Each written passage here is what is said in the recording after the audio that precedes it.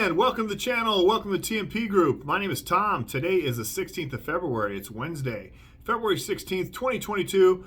Super happy you popped in today. Hope you like what you hear today. If you do, hit the thumbs up. And if you want to hear more from us from the TMP Group, what positions we're in, how we're investing our money for the long term, and what trades we're in, hit the subscribe button and the bell notifications, and then share with your friends and family. We are committed to generational wealth here. We're committed to long-term wealth, and we believe that investing in the right stocks over a long enough period of time will bring us the generational wealth that we're looking for. I do need to let you know I'm not a financial planner, not a financial advisor. Anything you hear on this channel should be taken as educational and entertainment purposes only, and do your own homework, do your own due diligence. I'm just going to try to point you in the direction that I'm moving in and the direction that the TMP Group is moving in, and you can go from there. Okay, so let's jump into it. On the 7th of February, I identified 4 stocks and brought a video out. 4 stocks that I thought were ready for us to dollar cost average into. I committed myself to putting $200 a week into each stock, so $800 a week into these 4 stocks over the course of 10 weeks. And we'll see where we're at. This is week number 2.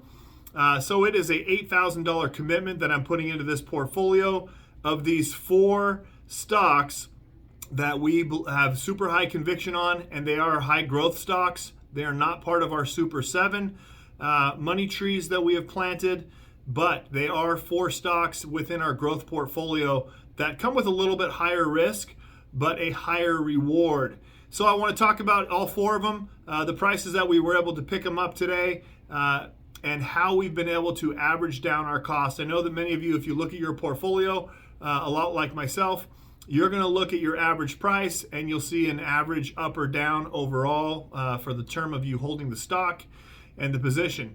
So jumping right into it, first one is ChargePoint, trades under the ticker symbol CHPT. ChargePoint, we believe, will be the leader in all EV charging. It will have the largest infrastructure with the help of the U.S. government and the commitment to having charging stations as frequently, if not more frequently, than gas stations. ChargePoint is already there, and it's made some great partnerships along the way. So let's take a look at ChargePoint. Our current average coming into the week on ChargePoint was $20.47. Was able to pick up more shares today at $15.42, bringing our average down to $20.23. So our percentage overall on ChargePoint went from 37.68 down to 25.24% down. Now, last week when we bought ChargePoint at $12.69. Today, we bought ChargePoint at $15.42. So the price is up, but that's good because we own quite a bit of shares of stock in ChargePoint. That's a $2.73 return in just over 1 week. So we're up 20% this week on ChargePoint.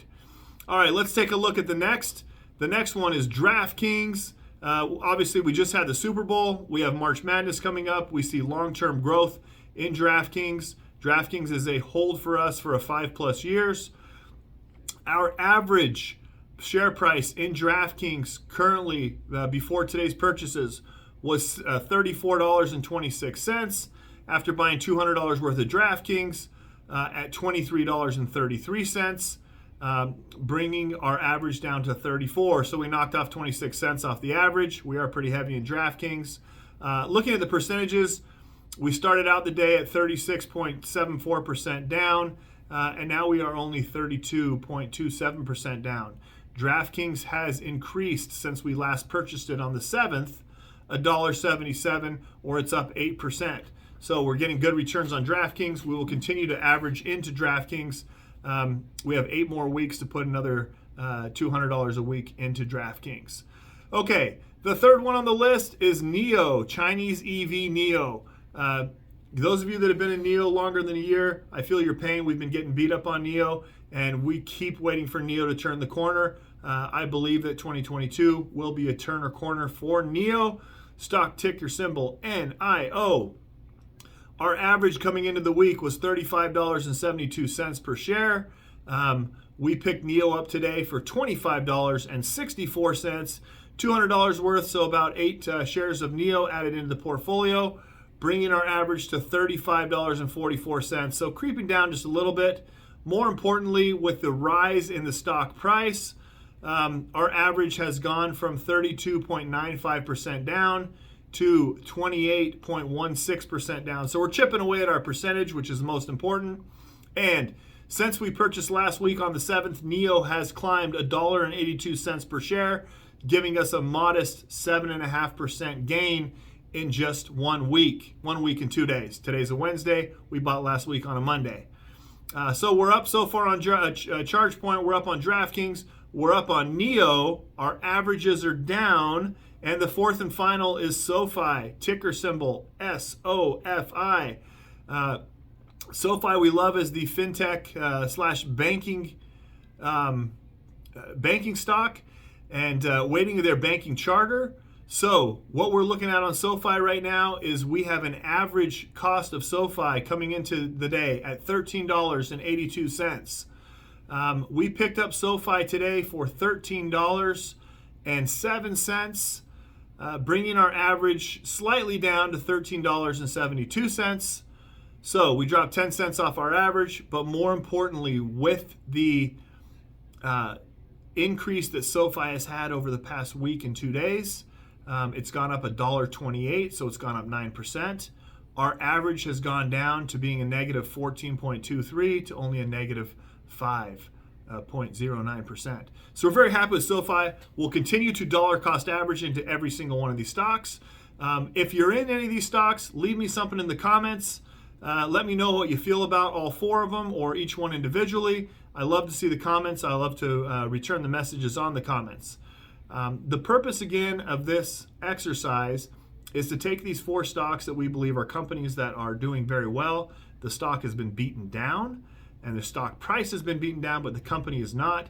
We see a high upside for these companies. In fact, if we take a look at what the Wall Street analysts have on all 4 of these companies, we can see on ChargePoint, the market closed today at $15.30, and TipRanks has a 12-month average of $27.09. So that's a 76% upside on ChargePoint. On DraftKings, we closed right around $22.90. TipRanks has a $39.56 price target, so it has an upside of 72%. NEO closed at $25.54 with a TipRanks price target of $58.27. That's 127% upside in the next 12 months. If we hit half of that, I'm going to be happy, but I'll be a lot happier if we can blow past the analysts' expectations and get the 127% gain. The last one, SoFi, closed the market today just under $13 at $12.99. Taking a look at SoFi, TipRanks analysts have this at an $18.86, excuse me, as an average over the next 12 months, a price target, bringing us a 44% incline or 44% gain. So you can take a look at any one of your stocks that you have right now. If you're not in these 4, put them on your watch list. I think that there's still a lot of upside. Like I said, TipRanks has a strong upside of 76% on ChargePoint, 72% on DraftKings, 127% on NEO, and SoFi 44%. But you can look at any stocks you have in your portfolio. If they are below the price that you bought in and you do feel convicted on the growth in the company, then start dollar cost averaging in. Again, this is not financial advice, just the way that I would do it. And dollar cost average in, set a budget, a weekly amount. And then just like you have bills every week or every month, pay that bill. I have chosen to pay $200 to each one of these stocks over the next 10 weeks, so $800 a week, or for a total investment of $8,000 more. We are not overweight on ChargePoint. We're not overweight on DraftKings. We are overweight on NEO, and we are overweight on SoFi. But I will continue to buy into these because I believe that between 2022 in 2023, latter half of 2023, we will see a strong uptick in the market. And by 2025, the EV sector, specifically for ChargePoint and for NEO, will be a tremendous run. I believe that DraftKings, once it has gotten past its hurdles of acquisition costs and licensing, there's a lot of profit in DraftKings. And then, of course, SoFi. Banks are afraid of the way traditional finance and traditional lending is going and traditional savings and checking. SoFi is at the forefront.